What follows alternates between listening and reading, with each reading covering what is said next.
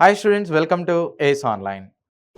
ఈ వీడియోలో కెమిస్ట్రీకి సంబంధించి ఈఏపీ సెట్ 2025లో భాగంగా కెమిస్ట్రీకి సంబంధించి కొన్ని ఇంపార్టెంట్ క్వశ్చన్స్ అనేటువంటిది చూద్దాం. సో పీవైక్యూస్ అంటే ప్రీవియస్ ఇయర్స్లో ఇచ్చినటువంటి క్వశ్చన్స్ ఏవైతే ఉన్నాయో వాటిని బేస్ చేసుకుని ఈ క్వశ్చన్స్ అనేటువంటిది ఇక్కడ మనం అబ్జర్వ్ చేయొచ్చు. ఓకే, కొన్ని పీవైక్యూస్ అనేటువంటిది ఉన్నాయి, కొన్ని ప్రిపేర్ చేసినటువంటి క్వశ్చన్స్ కూడా ఉన్నాయి. సో చాలా చాలా సింపుల్గా ఉంటాయి. ఈ టైప్ ఆఫ్ క్వశ్చన్స్ అనేది మీకు అడిగున్నారు కాబట్టి వీటిలో మీరు ఎటువంటి డౌట్ పడాల్సిన అవసరం లేదు. సో ఈ ప్యాటర్న్లో కూడా మీకు క్వశ్చన్స్ అనేటువంటిది వస్తాయి. చాలా చాలా సింపుల్గా ఉంటాయి. ఈ షార్ట్ టర్మ్కి ఇట్లాంటి వీడియోస్ అనేటువంటిది మీకు డెఫినెట్గా స్కోర్ బూస్టర్ లాగా యూజ్ అవుతుంది. ఓకే, సో ఇక్కడ చూడొచ్చు, ఎవరైతే ఈ ఎగ్జామ్ అనేది రాయబోతున్నారో అటువంటి విద్యార్థుల్ని దృష్టిలో పెట్టుకుని మన ఏస్ ఆన్లైన్ యాప్, ఏస్ ఆన్లైన్ ప్లాట్ఫామ్ ద్వారా మీకు ఫ్రీగా టెస్ట్ సిరీస్ అనేటువంటిది ప్రొవైడ్ చేస్తున్నాం. సో ఆ టెస్ట్ సిరీస్ ఎలా రాయాలి, ఎలా ఎన్రోల్ అవ్వాలి, దానికి సంబంధించిన కంప్లీట్ డీటెయిల్స్ అనేటువంటిది మీకు ప్లేలిస్ట్లో మన ఛానల్లో, యూట్యూబ్ ఛానల్లో ప్లేలిస్ట్లో ఉంటుంది, ఒకసారి చూడొచ్చు. సో ఆ ప్లేలిస్ట్లో ఏమని ఉంటుంది అంటే ఫ్రీ టెస్ట్ సిరీస్ యాక్సెస్ అనేది ఎలా చేయాలి అని ఉంటుంది. సో షార్ట్‌గా కూడా చేసి పెట్టాము కాబట్టి వాటన్నిటిని కూడా ఒకసారి చూడండి. మీకు ఒకవేళ లింక్ గనక కనిపించకపోతే కింద కామెంట్ చేయండి. డిస్క్రిప్షన్‌లో కూడా మెన్షన్ చేయడం జరుగుతుంది. సో కింద కామెంట్ చేయండి. మీకు ఒకవేళ లేకపోతే లింక్ అనేటువంటిది షేర్ చేయడం జరుగుతుంది. ఓకేనా? సో లేదు ఇంకా వేరే ఆల్టర్‌నేటివ్ లేదా అంటే సో చూడండి, ఇక్కడ మీకు కనిపిస్తుంది కదా! ఈ క్యూఆర్ కోడ్‌ని స్కాన్ చేయండి. స్కాన్ చేస్తే ఓకే, సో ఇప్పుడు మీరు స్కాన్ చేసుకోవచ్చు. స్కాన్ చేసుకున్నట్లయితే డైరెక్ట్‌గా మీకు ఆ వెబ్ పేజ్‌కి వెళ్ళిపోతుంది. అక్కడ తెలంగాణ సంబంధించినటువంటి ఈఏపీ సెట్ 2025 అని, ఆంధ్రాకి సంబంధించిన ఈఏపీ సెట్ 25 అని 2025 అని ఉంటుంది. ఏ విద్యార్థులు దానికి సంబంధించి ఎన్రోల్ అవ్వండి. సో మీ ఫోన్ నెంబరు, మెయిల్ ఐడీ ఇలాంటిదే అడుగుతుంది. ఆ డీటెయిల్స్ అనేటువంటిది ఇచ్చిన తర్వాత మీరు పీసీ నుంచి కానీ, ల్యాప్‌టాప్ నుంచి కానీ దేని నుంచైనా ఈజీగా యాక్సెస్ చేసుకోవచ్చు. ఇది కంప్లీట్‌గా ఫ్రీ అండి. ఎవరైనా రాసుకోవచ్చు, ఏ టైంలో అయినా రాసుకోవచ్చు. రాసిన తర్వాత మీరు ఏవైతే మిస్టేక్స్ పెట్టారో వాటికి సంబంధించిన ఆన్సర్స్ అనేటువంటిది కూడా, అంటే కీ అనేటువంటిది కూడా ఇవ్వటం జరుగుతుంది. కీ అనాలిసిస్ అనేటువంటిది కూడా మీరు అబ్జర్వ్ చేయొచ్చు. సో సబ్జెక్ట్ వైజ్ టెస్ట్‌లు అనేటువంటిది 3 ఉంటాయి. నెక్స్ట్ మల్టీ సబ్జెక్ట్ వైజ్ ఒక 3 ఉంటాయి. ఫుల్ లెంగ్త్ మార్క్ టెస్ట్‌లు అనేది ఒక 2 ఉంటాయి. ఓవరాల్‌గా 8 టెస్ట్‌లు అనేటువంటిది కండక్ట్ చేస్తున్నాం. ఓకే, నెక్స్ట్ ఇంకొకటి ఏంటి అంటే ఎవరైతే ఈ ఈఏపీ సెట్ రాయబోతున్నారో అటువంటి విద్యార్థుల్ని దృష్టిలో పెట్టుకుని ప్రీ రికార్డెడ్ కోర్సెస్ అనేటువంటిది కూడా ప్రొవైడ్ చేయడం జరిగింది. కేవలం 500 రూపీసేనండి. లాంచింగ్ ఆఫర్ కింద మీకు ఇవి ప్రొవైడ్ చేయడం జరుగుతుంది. సో ఇప్పటికీ కూడా ఎవరు వినియోగించుకోవచ్చు అండి. ఎవరైతే లాంగ్ టర్మ్ ఉందో, నెక్స్ట్ ఎవరైతే ఈ షార్ట్ టర్మ్‌లో తెలంగాణ ఎగ్జామ్ అనేటువంటిది మే 2 నుంచి స్టార్ట్ అవుతుంది ఇంజినీరింగ్ స్ట్రీమ్‌కి సంబంధించి. ఆంధ్ర విద్యార్థులకైతే ఇంకా 1 మంత్ టైం అనేటువంటిది ఉంది.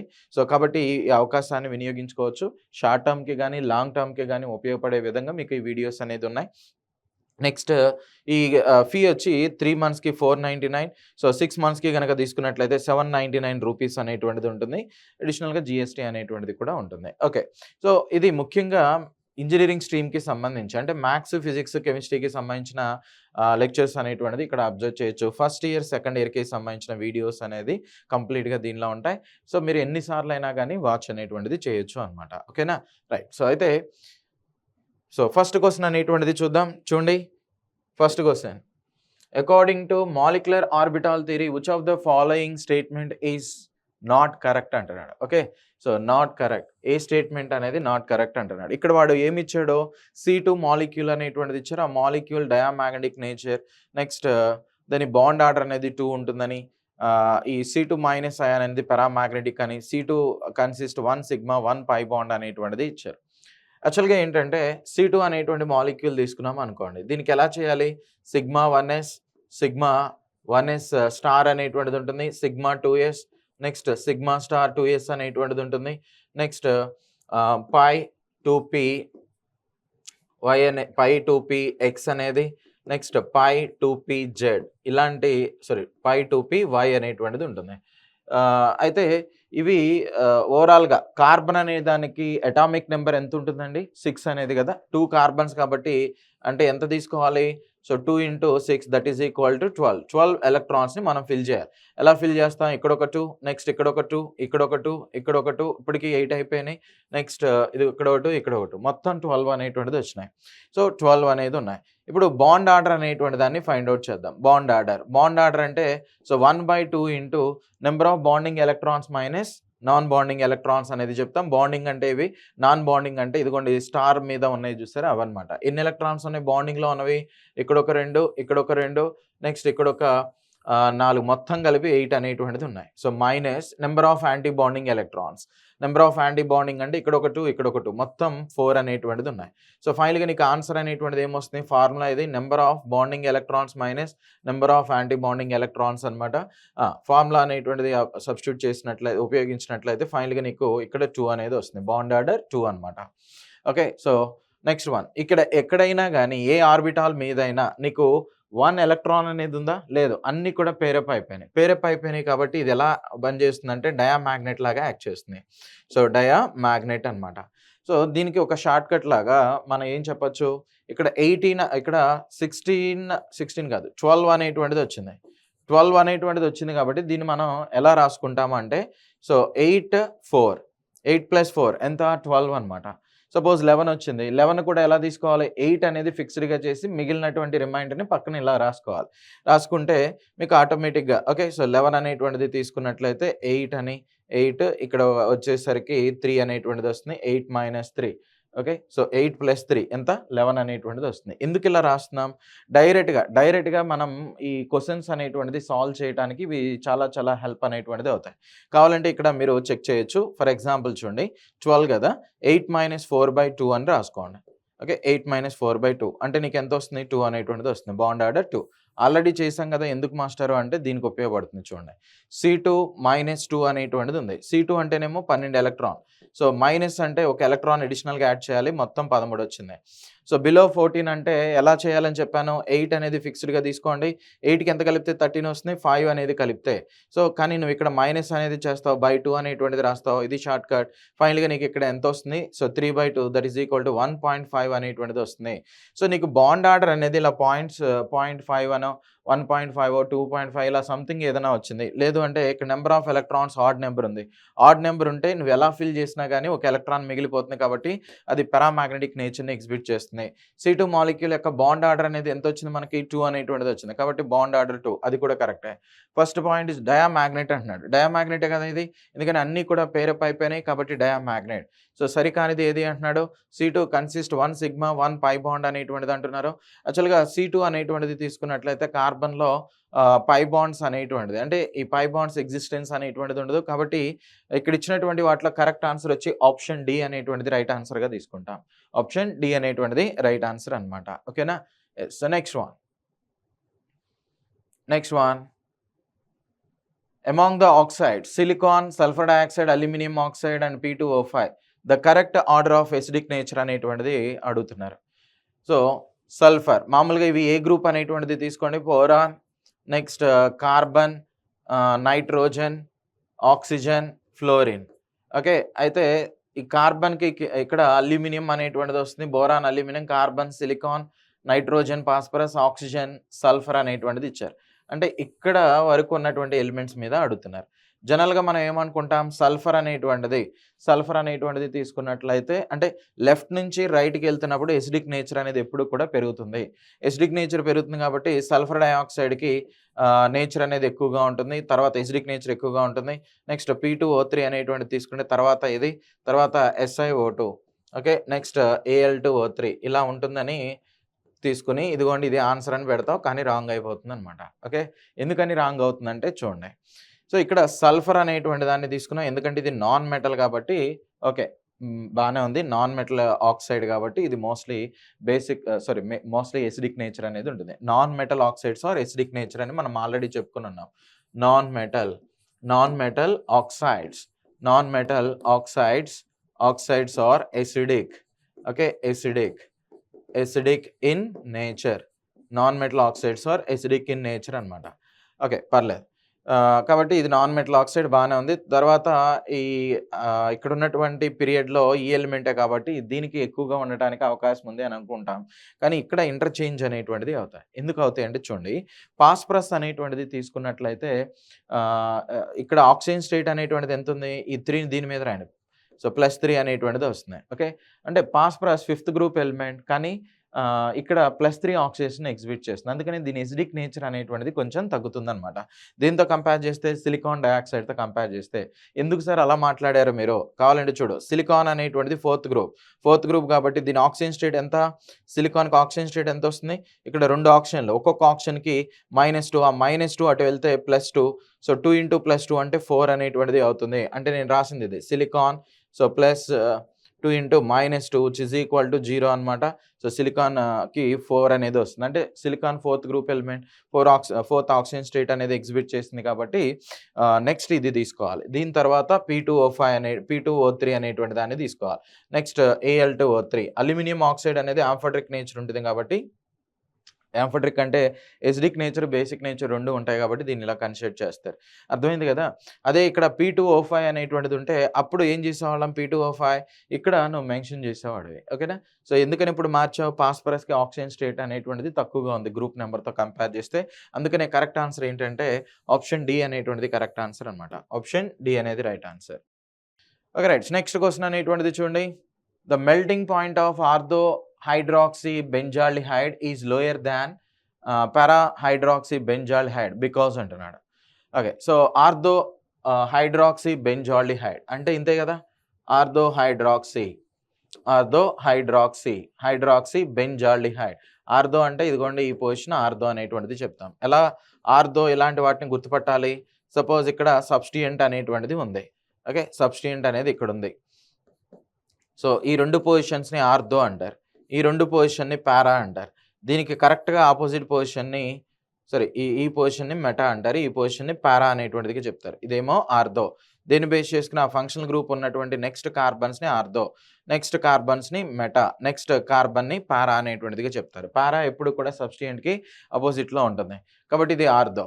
సో నెక్స్ట్ ఇంకోటి తీసుకున్నట్లయితే పారా హైడ్రాక్సీ బెంజాల్డిహైడ్ అనేటువంటిది కదా వాడిచ్చింది. పారా హైడ్రాక్సీ ఇక్కడ ఒక OH నెక్స్ట్ ఇక్కడ C ఇదిగోండి ఇలా. అయితే ఇంకో మాలిక్యూల్ అనేటువంటి దాన్ని మనం కన్సిడర్ చేద్దాం. తీసుకున్నప్పుడు జస్ట్ లైక్ ఈ ఓరియంటెడ్‌లో ఉంటుంది. సో OH నెక్స్ట్ ఇక్కడ so C double bond O next H అనేది. ఈ 2 మాలిక్యూల్స్‌కి మధ్యలో నీకు ఏం ఏర్పడుతుందంటే హైడ్రోజన్ బాండింగ్ ఏర్పడుతుంది. దీన్ని ఇంటర్ మాలిక్యులర్ హైడ్రోజన్ బాండింగ్ అంటారు. ఇంటర్ మాలిక్యులర్ హైడ్రోజన్ బాండింగ్ అనేటువంటిదిగా చెప్తారు. మరి అదే ఇక్కడ తీసుకున్నట్లయితే ఇక్కడ కూడా హైడ్రోజన్ బాండింగ్ అనేటువంటిది ఫామ్ అవుతుంది. ఈ హైడ్రోజన్‌కి ఆక్సిజన్‌కి. దీన్ని హైడ్రోజన్ బాండింగ్ అనేటువంటిదిగా చెప్తారు. ఇంట్రా మాలిక్యులర్ హైడ్రోజన్ బాండింగ్ అంటారు. అంటే కన్క్లూజన్ ఏంటి? ఏ అనేటువంటి మాలిక్యూల్ అనేటువంటిది తీసుకున్నట్లయితే ఇంట్రా హైడ్రోజన్ బాండింగ్ ఉంది. బి అనేటువంటిది తీసుకున్నట్లయితే ఇంటర్ మాలిక్యులర్ హైడ్రోజన్ బాండింగ్ అనేది ఉంది. అలా ఉండటం వలన ఏకి ఎప్పుడు కూడా లోయర్‌గా ఉంటుంది.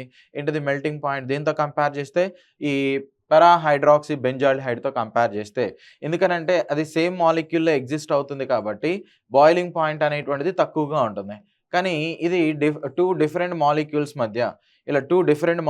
మధ్య ఎగ్జిస్ట్ అవుతుంది కాబట్టి దీన్ని బాండ్‌ని బ్రేక్ చేయాలి. మెల్ట్ అవ్వాలంటే సాలిడ్ అనేది లిక్విడ్‌గా కన్వర్ట్ అయితేనే దాన్ని మెల్టింగ్ పాయింట్ అంటారు. సాలిడ్ అనేటువంటిది ఎలా కన్వర్ట్ అవ్వాలి? లిక్విడ్‌గా కన్వర్ట్ అయితేనే దాన్ని మెల్టింగ్ పాయింట్ అనేటువంటిదిగా తీసుకుంటాం. ఆఫ్‌కోర్స్ ఇక్కడ ఏం జరుగుతుంది అంటే మోస్ట్లీ ఈ బాండింగ్ వలన ఇంటర్ మాలిక్యులర్ హైడ్రోజన్ బాండింగ్ వలన దీనికి మెల్టింగ్ పాయింట్ ఎక్కువ ఉంటుంది, దానికి తక్కువ ఉంటుంది. ఇక్కడ ఇచ్చినటువంటి వాటిలో చూడొచ్చు. కరెక్ట్ ఆప్షన్ వచ్చేసరికి ఆప్షన్ డి చూడండి. A has inter molecular hydrogen bonding and B has inter molecular hydra. Okay ఇక్కడేమో ఇంట్రా, ఇక్కడ వచ్చేసరికి ఇంటర్. కాబట్టి ఆప్షన్ డి అనేది రైట్ ఆన్సర్‌గా తీసుకుంటాం. ఆప్షన్ డి అనేది రైట్ ఆన్సర్ అనమాట. నెక్స్ట్ క్వశ్చన్ చూడండి. The hydroxide of which of the following metal reacts with both acid and alkali అంటున్నారు. ఓకే సో ఇక్కడ మనకి ఇచ్చినటువంటి వాటిలో సెకండ్ గ్రూప్ ఎలిమెంట్స్ ఇచ్చారు. Beryllium, next magnesium, calcium, strontium. Okay calcium వరకే కదా. ఇంకోటి ఏంటిది సోడియం ఒకటి ఇచ్చారు. సోడియం అనేటువంటిది జనరల్గా ఇక్కడ ఉంటుంది. సో ఈ సోడియం యొక్క హైడ్రాక్సైడ్స్ అనేటువంటిది ఏవైతే ఉన్నాయో సోడియం యొక్క హైడ్రాక్సైడ్ ఇది ఎప్పుడు కూడా ఒక స్ట్రాంగ్ బేస్ లాగా యాక్ట్ చేస్తున్నాయి. స్ట్రాంగ్ బేస్ పీరియాడిక్ టేబుల్లో. సో పీరియాడిక్ టేబుల్ ఇలా తీసుకున్నట్లయితే నీకు లెఫ్ట్ సైడ్ ఉన్నటువంటిది ఎప్పుడు కూడా మంచి మెటల్స్. వాటిలో కూడా ఫస్ట్ గ్రూప్ ఎలిమెంట్స్ అనేటువంటిది ద బెస్ట్ మెటల్స్ లాగా యాక్ట్ చేస్తూ ఉంటాయి. కాబట్టి ఇది స్ట్రాంగ్ బేస్. నెక్స్ట్ కాల్షియం ఇచ్చారు. కాల్షియం యొక్క హైడ్రాక్సైడ్ అనేటువంటిది కూడా స్ట్రాంగ్ బేస్ లాగా యాక్ట్ చేస్తుంది. మెగ్నీషియం ఇచ్చారు. అఫ్కోర్స్ మెగ్నీషియం హైడ్రాక్సైడ్ కూడా బేసే, కాకపోతే అంత స్ట్రాంగ్ అనేటువంటిది కాదు. కానీ బెరీలియం హైడ్రాక్సైడ్ అనేటువంటిది తీసుకున్నట్లయితే ఇది ఏంటంటే దీనికి ఉన్నటువంటి స్పెషాలిటీ యాసిడ్స్తోనూ రియాక్ట్ అవుతుంది. ఓకేనా, యాసిడ్స్ ఇలాంటి వాటితో రియాక్ట్ అవుతున్నాయి. నెక్స్ట్ బేసెస్ అనేటువంటి వాటితో కూడా రియాక్ట్ అవుతున్నాయి. అంటే హైడ్రోక్లోరిక్ యాసిడ్తో రియాక్ట్ అవుతున్నాయి. నెక్స్ట్ బేసెస్ ఎలాంటిది తీసుకున్నట్లయితే సోడియం హైడ్రాక్సైడ్, ఈ టైప్ ఆఫ్ యాసిడ్ ఈ టైప్ ఆఫ్ బేసెస్తో కూడా రియాక్ట్ అనేటువంటిది అవుతుంది. కాబట్టి వాడు ఏమడుతున్నాడు, యాసిడ్తోనూ బేసెస్తోనూ రియాక్ట్ అయ్యే హైడ్రాక్సైడ్ ఏది అంటున్నాడు. అంటే ఆప్షన్ సి అనేటువంటిది మాత్రమే కన్సిడర్ చేయాలి, మిగిలినవి మాత్రం అలా యాక్ట్ అనేటువంటిది చేయదు అనమాట. నెక్స్ట్ క్వశ్చన్ అనేటువంటిది చూడండి. సో ఫార్మిక్ యాసిడ్ అంటే ఇలా తీసుకోండి, HCOOH. ఈ ఫార్మిక్ యాసిడ్ని H2SO4 కాన్సన్ట్రేటెడ్ H2SO4 అనేటువంటిది యూజ్ చేశాడు. H2SO4 అది కూడా 373 కెల్విన్స్ దగ్గర యూజ్ చేస్తే మనకి X అనేటువంటి కాంపౌండ్ ఒకటి వచ్చిందంట. అది కలర్లెస్ సబ్స్టెన్స్ అంటున్నాడు. దాంతోపాటు Y అనేటువంటిది వస్తుంది. ఆ Y అనేటువంటిది ఒక రెడ్యూసింగ్ ఏజెంట్ లాగా యాక్ట్ చేస్తుంది అంటున్నాడు. అయితే ఇప్పుడు ఈ ఈ వాడు ఇచ్చిన డేటాని బేస్ చేసుకుని ఏమొస్తాయో చూద్దాం. సో సల్ఫ్యూరిక్ యాసిడ్ యూజ్ చేసినప్పుడు ఏమవుతుందంటే వాటర్ అనేటువంటిది లాస్ అవుతున్నాయి. అయితే ఆ వాటర్ ఎక్కడ పెట్టాలి, ఎక్సా వైయా? సో వాడు ఎక్స్ అనేది కలర్లెస్ అంటున్నాడు, అంటే వాటర్ అనేటువంటిది కలర్లెస్గా ఉంటుంది. నెక్స్ట్ అదే వై అనేటువంటిది తీసుకున్నట్లయితే రెడ్యూసింగ్ ఏజెంట్, ఇంకా మిగిలింది కార్బన్ మోనాక్సైడ్ కాబట్టి ఇలా తీసుకుంటాం. సో వాటర్లో నీకు ఏముంటాయి, సిగ్మా బాండ్స్ అనేటువంటిది 2 ఉంటాయి. సో 1 ఇది 2 సిగ్మా బాండ్స్ ఉంటాయి. అదే కార్బన్ మోనాక్సైడ్ అనేటువంటిది తీసుకున్నట్లయితే ఒక సిగ్మా 2 పై బాండ్లు అనేటువంటిది ఉంటాయి. ఓకేనా, 2 పై బాండ్లు. సో కాబట్టి ఇక్కడ 1 సిగ్మా 2 పై బాండ్స్, ఇక్కడ వచ్చేసరికి 2 సిగ్మా, సో 0 పై బాండ్స్ అనేటువంటి వాటిని తీసుకుంటాం. ఇది ఎక్కడుందో చూడండి, 2,0 1,2 అనేటువంటిది ఉండాలి. అంటే ఆప్షన్ ఏ అనేటువంటిది రైట్ ఆన్సర్ అనమాట. Option A right answer. So next question అనేటువంటిది చూడండి. 0.592 గ్రామ్స్ ఆఫ్ కాపర్ అనేటువంటిది ఇచ్చారు. సో కాపర్ అనేటువంటిది తీసుకున్నట్లయితే దీని మాస్ అనేటువంటిది ఎంత, సో 0.592 గ్రామ్స్ అనేటువంటిది ఇచ్చారు. So deposited in 60 minutes. So time అనేటువంటిది తీసుకున్నట్లయితే టైం వచ్చేసరికి 60 minutes అనమాట. 60 minutes. Okay, next passing through 0.5 amperes అనేటువంటిది, ఇక్కడ కరెంట్ అనేటువంటిది కూడా మెన్షన్ చేశారు. ఎంత అంటే so I is equal to 0.5 amperes అనేది. Okay, so 0.5 amperes. So through solution copper sulphate the electrochemical equivalent of copper అనేటువంటిది ఎంత వస్తుంది అనేటువంటి దాన్ని ఇక్కడ ఇచ్చారనమాట. So first of all guys, so Q అనేటువంటి దాన్ని తీసుకుందాం. ఛార్జ్ అనేటువంటిది ఎంత, ఛార్జ్ అంటే I ఇంటూ టీ అనేటువంటిదిగా చెప్తారు. ఇక్కడ టీ అనేది ఎప్పుడు కూడా సెకండ్స్లో తీసుకోవాలి. 60 ఇంటూ మినిట్స్ ఇచ్చారు కాబట్టి 60 అంటే 3600 సెకండ్స్ అనేటువంటిది చెప్తాం. ఇప్పుడు దీనిలో సబ్స్టిట్యూట్ చేయండి, 3600 సెకండ్స్ ఇంటూ 0.5 ఆంపియర్స్ అనేటువంటివి, అంటే ఫైనల్గా నీకు ఇక్కడ ఎంత వస్తుంది, 1800. ఓకే, 1800 కూలుమ్స్ అనేటువంటిది వస్తుంది. ఇదేమో సెకండ్స్, నెక్స్ట్ ఇది వచ్చేసరికి యాంపియర్స్ కాబట్టి కూలుమ్స్ అనేటువంటిది వస్తుంది. 1800 కూలుమ్స్. సెకండ్ ఆంపియర్ అంటే కూలుమ్స్ ఆంపియర్ సెకండ్ అంటే కూలుమ్ అనేటువంటిదిగా తీసుకోవచ్చు కాబట్టి. నెక్స్ట్ వాడు అడుగుతున్నది ఏంటది, ఎలక్ట్రోకెమికల్ ఈక్వలెంట్ అనేటువంటిది ఎంత ఉంటుంది అంటున్నాడు. ఎలక్ట్రోకెమికల్ ఈక్వలెంట్ ఫార్ములా అనేటువంటిది ఎంత కన్సిడర్ చేస్తారో, ఎలక్ట్రోకెమికల్ ఈక్వలెంట్ ఎలక్ట్రోకెమికల్ ఈక్వలెంట్ అనేటువంటిది తీసుకున్నట్లయితే ఓకే, సో మాస్ బై ఇంకోటి సో ఛార్జ్ అనేటువంటిది. ఓకే, నథింగ్ బట్ కూలుమ్స్ అనేటువంటిది తీసుకుంటాం. ఓకే, సో సారీ క్యూ అనేటువంటి దాన్ని తీసుకుంటాం, mass by Q. Right, so ఫైనల్గా మాస్ అనేది ఎంత, 0.592 గ్రామ్స్ బై 1800. సో దీన్ని మీరు సాల్వ్ చేసినట్లయితే రఫ్లీ వాల్యూ అనేటువంటిది ఎంత వస్తుంది అంటే ఇక్కడ చూడొచ్చు. So option B, so 3.3 into 10⁻⁻4 అనేటువంటిది వస్తుంది. ఓకేనా, సో 3.3 ఇంటూ 10⁻⁻4 అనేటువంటిది రావటాన్ని అబ్జర్వ్ చేయొచ్చు.